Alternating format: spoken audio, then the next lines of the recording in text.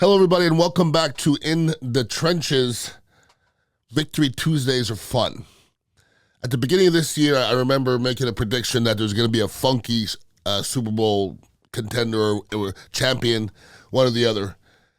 We're heading in that direction because football is nuts this year. None of it makes sense. If you're a Cowboy fan, it doesn't make sense. If you're an Eagle fan, it doesn't make sense. If you're a Buccaneer fan, it does not make sense because 8 weeks ago, nobody would have bet on the Buccaneers. Nobody. And I was saying things like, well, what are we suiting up for? I mean, what are we trying to get accomplished? What are we trying to look like? What are we? I can answer all those questions now, every single one.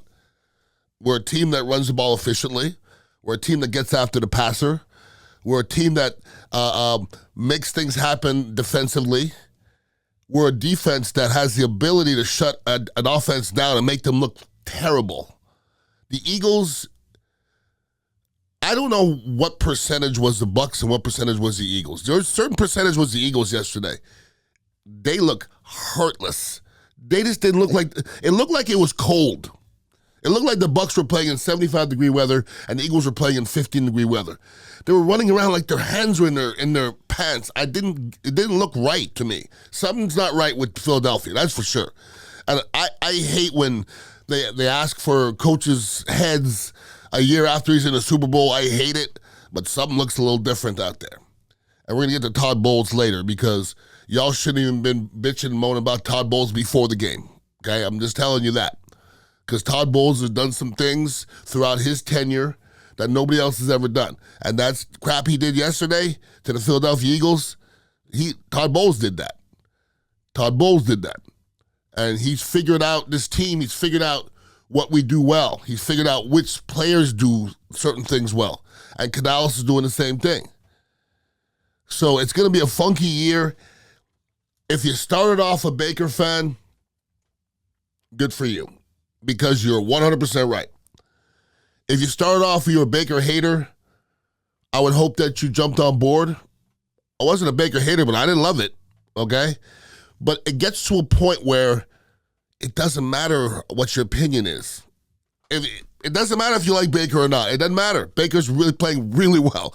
Yesterday, Baker was the best player on the football field on both sides of the ball. There you go. Period. He had 340 yards passing right around there. I don't know if there wasn't 90 yards of drops. I'm not sure. And there's little things that I watch on a football team, on the football field, that stick out to me, and maybe other people don't watch it as much because having been in the huddle, I know kind of what's important.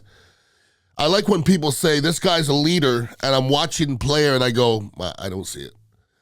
Oh, I'll use a great example, Russell Wilson.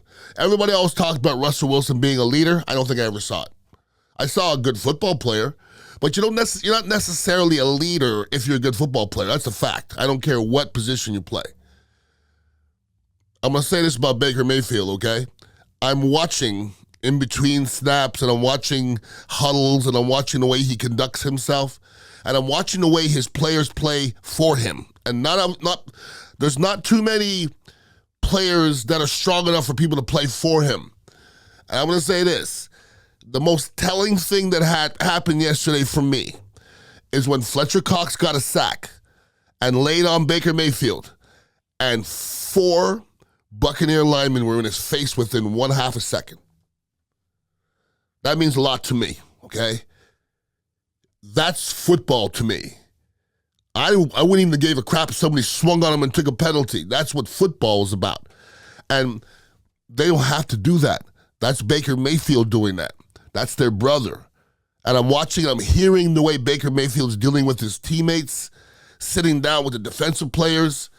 It's never really about him. It's about his teammates. And anybody can say anything. I know that. But the way you conduct yourself, the way he pulls himself up the ground and doesn't complain, that goes a long way, all right? I would like to play with Baker Mayfield. A tough son of a bitch. I love that. And I see the linemen see that as well.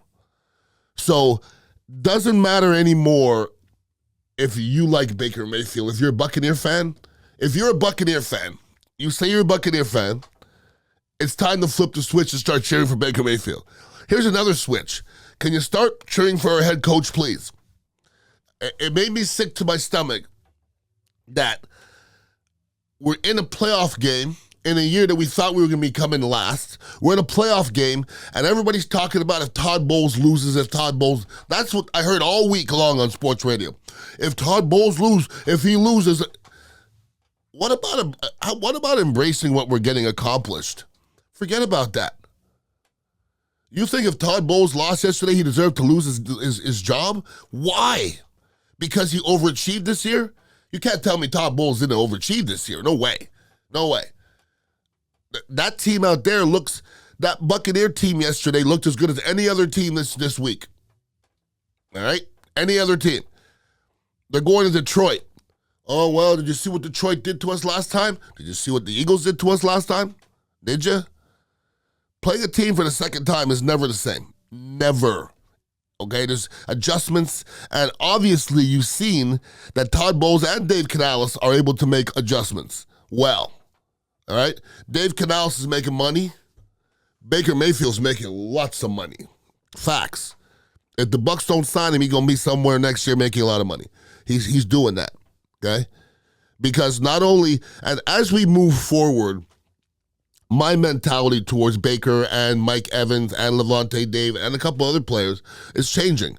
Because at the beginning of this year, my mentality was, well, we got a $4 million quarterback. It's probably not going to be a great year. We're going to struggle. Why would Mike Evans want to come back? Why would Mike Evans want to leave now? And if you're Baker Mayfield, say the Buccaneers lose against the Lions, okay? And I'm going to tell you what, I think they got a good chance to beat the Lions. I really do. Say they lose against the Lions. Why would Baker Mayfield want to leave a team that the whole fan base loves him? And that's a fact. I mean, you're starting to see the Baker Mayfield jerseys. The fan base loves them. You could go somewhere else and they might not love you. That's facts. There's some good baseball players, football players, basketball players that go to different teams and the fan base doesn't love them. Tino Martinez went to the Cardinals and they didn't like him. So sometimes it's not about chasing the money. It's about staying where you're comfortable. Baker Mayfield, you think Baker Mayfield wants to learn another system again? Why? He's getting comfortable. And if you look at this season is eerily similar to that Tom Brady year where the Bucs won the Super Bowl. Because offensively, we didn't impress anybody at the beginning of the year. And then as we went, we're starting to progress a little bit and know the offense. And yesterday, what I saw was a quarterback in Baker Mayfield and a play caller in Canales that up 16 in the fourth quarter were slanging that thing. They were throwing it. Well, I tell you what, I have the utmost respect for that. Everybody, I was like, wow, they're not even going to try to run the ball. They're just confident right now. They are confident. And we went in a game where Baker Mayfield had almost 340 yards passing, and Evans and Godwin didn't really go off. Everybody else got theirs. David Moore had a couple of big plays this year, but out of nowhere, okay? Palmer's doing his thing.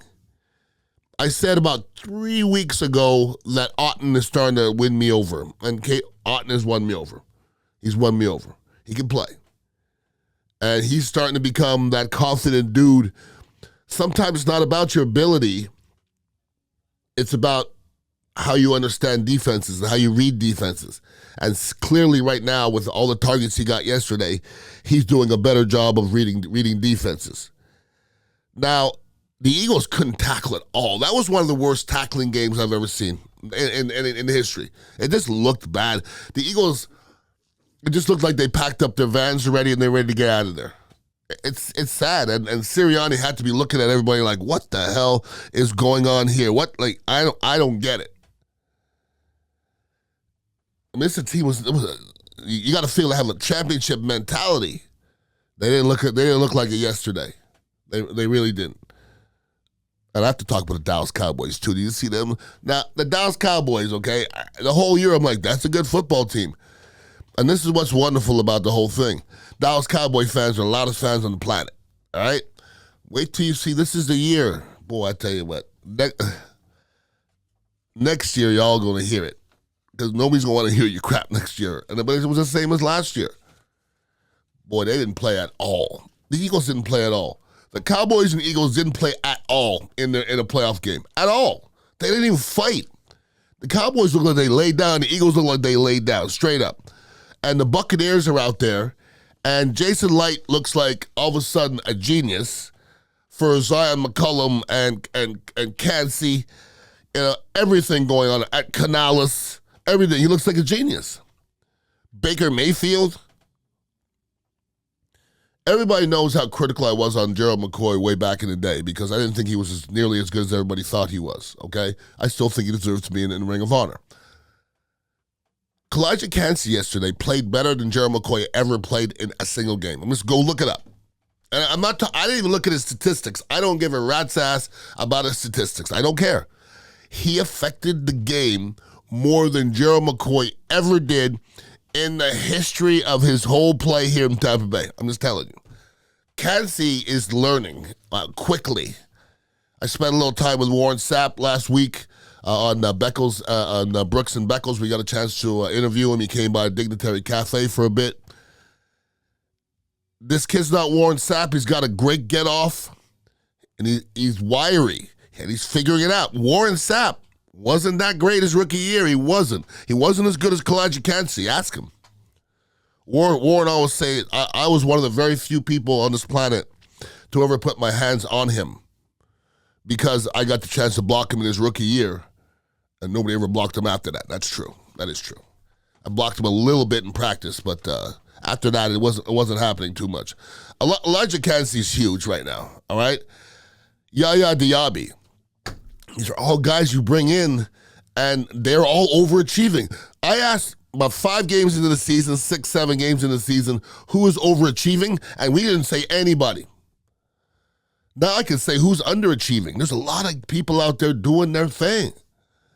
It wasn't perfect. There was too many drops. Cody Mauch got ate up a little bit by Fletcher Cox, but you know why he got ate up by Fletcher Cox? Because Fletcher Cox is a son of a bitch. That's why. And I've been there, and I've done that. There's sometimes where a son of a bitch and a 3 technique, when you got a 1-on-1, is going to eat you up. That's sometimes the laws of physics don't play into the offensive lineman's side. But I'm not going to sit here and complain about what the offensive line did. All they did was fight all game long. All game long. Now, the Lions are a different bird than the Eagles. The Eagles, I didn't think was a very disciplined football team. The Lions are a disciplined, hard-nosed football team. They're beatable. They're beatable. There's not a team left in the playoffs that's not beatable anymore. And the Buccaneers are playing as well as anybody else at this moment. That's real. Buccaneers have beaten the last 4 times they've been underdogs, they've won the game. And so why do I think the Bucs could win the game? Last week, I would have said, why do you think the Bucs could win the game? I just thought the Bucs were playing better than the Eagles at the time. And why do I think this week the Bucs are have a chance to win the game? Because the people that are game planning are doing a fantastic job. And Todd Bowles is a problem schematically. He lined up 6 rushers yesterday. I've very rarely seen that in my career. I looked and I go, 1, 2, 3, 4, 5, 6. And it's nickel. And there's 6 rushers. And they're all coming. How many offensive linemen are there? 5.